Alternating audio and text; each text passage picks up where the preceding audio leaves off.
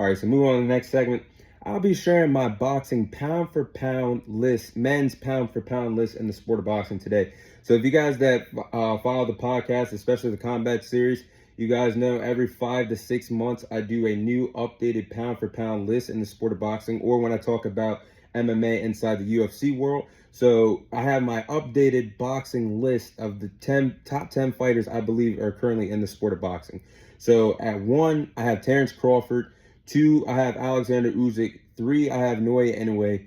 4, I have Dmitry Bivol. 5, I have Canelo Alvarez. 6, I have Arthur Beterbiev. 7, I have Gervonta Davis. 8, I have Shakur Stevenson. 9, I have Bam Rodriguez. And 10, I have Teofimo Lopez. Now, these fighters, I do believe, are the top 10 in the sport today based off their current wins, their accomplishments, and their boxing skills, and their power, and what they bring to the table in the sport of boxing. So I do believe those 10 fighters are the best boxers in the sport of boxing today. But let's get into a deeper dive into my list here. I'll explain why I have everybody at the position that they're in. The number one reason why I have Terrence Crawford at number 1. I believe that Terrence Crawford is the best boxer in the sport of boxing today. I mean, he's a future Hall of Famer. I think this is the best fighter that we have seen since Floyd Mayweather has retired back in 2017. He's the first ever male boxer in boxing history to become a 2-time undisputed champion at 2 different weight classes. And that performance, I still buzz about it today. That performance that he had against Errol Spence last summer in the sport of boxing, when that was supposed to be the biggest fight since we've seen Floyd Mayweather and Manny Pacquiao fight in 2015, that was a one-sided affair. It was basically a complete shutout. Terrence Crawford had one of the best boxing performances that I've ever seen, let alone best championship performances in boxing history. And he wasn't fighting a scrub. Errol Spence was a unified welterweight champion. He had 3 out of the 4 titles at the welterweight division. And you had Terrence Crawford drop him over and over and over again. First time that Errol Spence has ever been dropped in his career, and Terrence Crawford made it look easy, dropped him, sent him to the canvas 3 times last year in the sport of boxing. So I feel like no matter what anybody does currently, there's no taking away that Terrence Crawford is the best boxer in the sport of boxing today. And I know a lot of people have their opinions on how you would put Crawford, Alexander Usyk, and Naoya Inoue. Those 3 have to be in your top 3 right now in the sport of boxing. But people have their different opinions. I just feel like Terrence Crawford has to be number 1 because of those reasons. Now, number 2 is Alexander Usyk. Now, I have him at 2 based off being an undisputed champion at the cruiserweight division, then moving up to the heavyweight division and becoming undisputed at the heavyweight division. It's unfortunate he's not the undisputed champion right now. I mean, he's vacated the IBF belt, and Daniel Dubois and Anthony Joshua will fight for that vacant belt in the next few months. But I have Alexander Usyk at 2 because he defeated Anthony Joshua twice. And he defeated Tyson Fury to be the undisputed heavyweight champion. And his skills being his boxing skills, I do believe is a reason why I have him on this list right here as well. And he's just like Terrence Crawford, he's a 2-time undisputed champion in 2 different weight classes. I think it's right that he earns the number 2 spot here. Now, number 3, I have Naoya Inoue, because I call Naoya Inoue when I talk about him on the combat series as the modern day Manny Pacquiao in terms of guys that can move up in weight classes, be perfectly fine, translate their power to a new weight class. I've already seen the power escalate from weight class to weight class for Naoya Inoue, just like the world in the sport of boxing has already seen. I mean, Naoya Inoue has already won 4 world titles in 4 different weight divisions. That's pretty huge for being at this point of his career. And it's like I just said, his power translates to different weight divisions. I mean, he's already continuing to move up in weight. He has the 88 knockout percentage and 90% knockout percentage in world championship fights.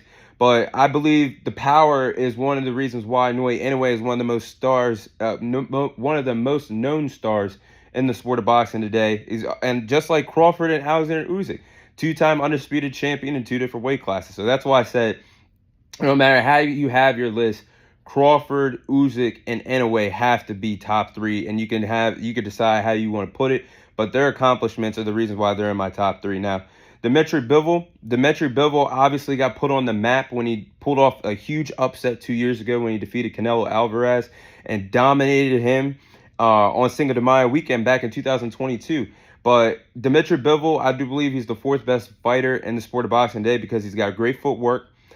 He's got a good boxing IQ and has one of the best jabs in the sport of boxing. I always say that Dimitri Bivol, Devin Haney, and Shakur Stevenson, in my opinion, those three have the best jabs in the sport of boxing today.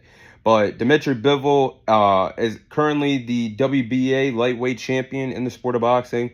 I just believe he has a chance to be the undisputed champion of the light heavyweight division when him and Arthur Beterbiev fight in the next few months. But he's number 4 on my list. Now, obviously, Canelo Alvarez has to be in my top 5. I mean, he's an all-time great, currently the undisputed super middleweight champion in the sport of boxing. And Canelo Alvarez, he's always been great. Incredible head movement, great boxing IQ, elite striking abilities. The power will always be there for Canelo Alvarez. And he has an incredible resume that is obviously highlighted by defeating Triple G twice in the sport of boxing. So Canelo Alvarez, I'll never take anything away from him. Is he bullshitting in the sport of boxing today? I have to say it by ducking David Benavidez. But in terms of being an elite fighter, he, in my opinion, he still is, and he's top 5 on my list. Now, Arthur Beterbiev is at 6 because he's the only world champion in boxing today with a 100% knockout ratio. 20 wins, 20 knockouts. That's impressive as hell no matter what division you're in, especially being the unified world champion at the lightweight division. And I just feel like Arthur Beterbiev, it has to be considered within that 5 to 6 range because of those reasons. 7 is Gervonta Davis on my list. I laugh when people think of Gervonta Davis for only having power because that's an absolute lie, like I said in the past. I mean, he's a complete fighter. He's got the speed, the power, the quickness, the boxing IQ. Obviously, one of the most popular boxers in the sport of boxing today. And that's why it's going to be debatable, I think, very soon of who the face of boxing is between Canelo Alvarez and Gervonta Davis, because Gervonta Davis puts asses in seats. He makes people tune in. He even makes casuals tune in that don't normally follow the sport of boxing to watch his fights. So that's why I believe that Gervonta Davis is already a top 10 fighter, and the best is to come for him. He's already a 3-division world champion, and he's defeated in his last 4 fights. He's defeated undefeated fighters, knocking all of them out. Rolly Romero was undefeated at the time. Hector Garcia was undefeated at the time. Ryan Garcia was undefeated at the time. Frank Martin was undefeated at the time. So his resume, I do believe when it's all said and done, is going to age at like fine wine, because you're already seeing Cruz is a world champion right now at 140. Rolly Romero was a world champion at 140. Shouldn't have been, but as I digress. Frank Martin's going to be a future world champion. As I keep going on, I can go all day about that, but that's the reason why I have him at 7. Now, 8, Shakur Stevenson, even though the man is boring, I have to call a spade a spade. The man is boring at times to watch, but he's a talented fighter. You have to have him on your pound-for-pound list because of that reason. He's a great defensive fighter. It's hard to hit him. Throws great combinations. Like I just said a few moments ago, I believe he also has one of the best jabs in the sport of boxing. Does he have power and flavor with it? No, but it's a stiff jab to keep his opponents off of him.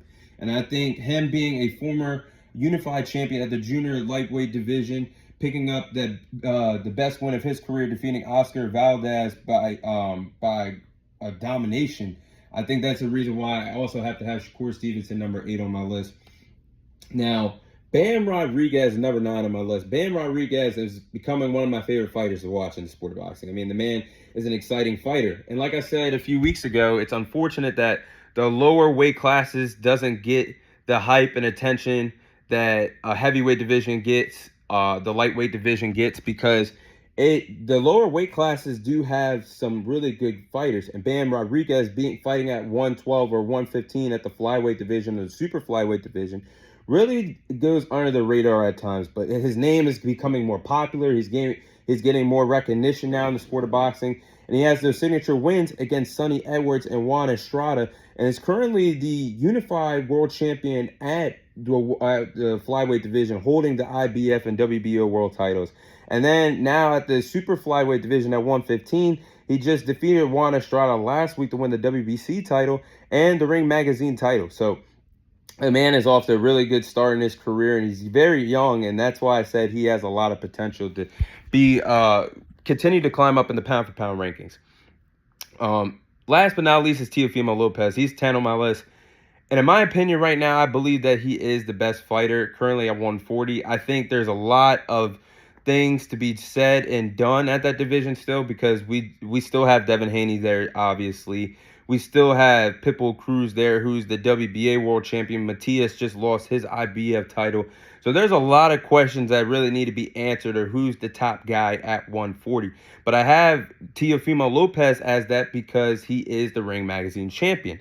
And in my opinion, I do believe that Teofimo Lopez, even though he is, in a lot of people's eyes, overrated at times because of his sloppy performances, I have to have him on my list because he is a two-division world champion, former unified champion at the lightweight division, and right now the WBO world champion and the Ring Magazine champion at 140. I mean, his signature wins against Vasily Lomachenko, dominating him in the championship fight, and then Josh Taylor, who was the boogeyman at that division, he dominated him and dismantled him last summer. Those two signature wins obviously earned Teofimo Lopez a spot on my pound-for-pound list. But I will say, the man can be inconsistent in his performances at times. But that is my current pound-for-pound boxing list right now in the sport of boxing today.